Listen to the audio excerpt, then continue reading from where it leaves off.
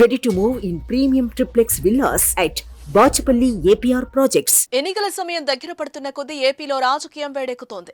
AP CM Jagan పై రాళ్ల దాడితో రాష్ట్రమంతా ఒక్కసారిగా ఉలిక్కిపడగా ఇంతలోనే టీడీపీ అధినేత చంద్రబాబు, జనసేన పార్టీ అధ్యక్షుడు పవన్ కళ్యాణ్ వైపు కొన్ని రాళ్లు దూసుకురావడం ఇప్పుడు సంచలనంగా మారింది. అయితే అదృష్టవశాత్తు చంద్రబాబు నాయుడుకి అలాగే పవన్ కళ్యాణ్ కు ఎలాంటి గాయాలైతే కాలేదు.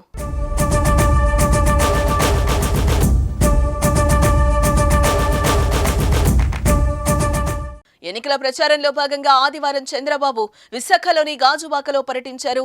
గాజువాకలో జరిగిన ప్రజాగళం సభలో పాల్గొన్నారు. అయితే చంద్రబాబు ప్రసంగించే సమయంలో ఓ దుండగుడు ఆయనపైకి రాయి విసిరారు.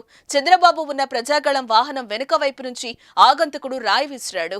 అయితే ఈ ఘటనలో చంద్రబాబుకి ఎలాంటి గాయాలైతే కాలేదు. వెంటనే అప్రమత్తమైన భద్రతా సిబ్బంది దుండగుడిని పట్టుకునే ప్రయత్నం చేసినప్పటికీ అప్పటికే అతడు పారిపోయాడు.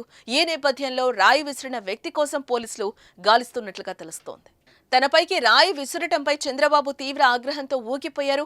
పోలీసులపై మండిపడ్డారు. శనివారం చీకట్లో సీఎం జగన్ పై గులకరాయి పడిందని, ఇవాళ కరెంటు ఉన్నప్పుడే తనపై రాయి విసిరారంటూ చంద్రబాబు ధ్వజమెత్తారు.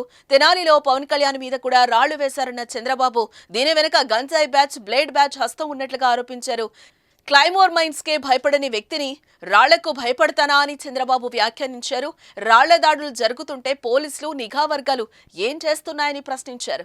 మరోవైపు తెనాలి పర్యటనలో ఉన్న పవన్ పై కూడా ఆదివారం రాళ్ల దాడికి ఓ వ్యక్తి ప్రయత్నించాడు. అయితే అతడు విసిరిన రాయి వారాహి వాహనానికి దూరంగా పట్టడంతో ఎటువంటి ప్రమాదం అయితే జరగలేదు.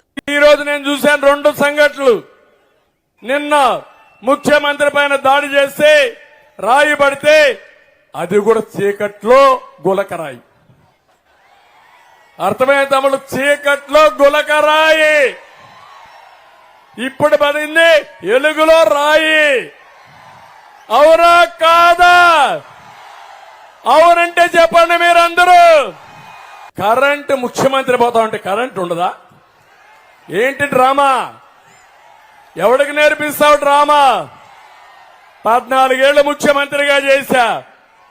నువ్వు పేగు లెక్కేస్తే, ఆవులిస్తే నీ పేగులు లెక్కేస్తా నేను.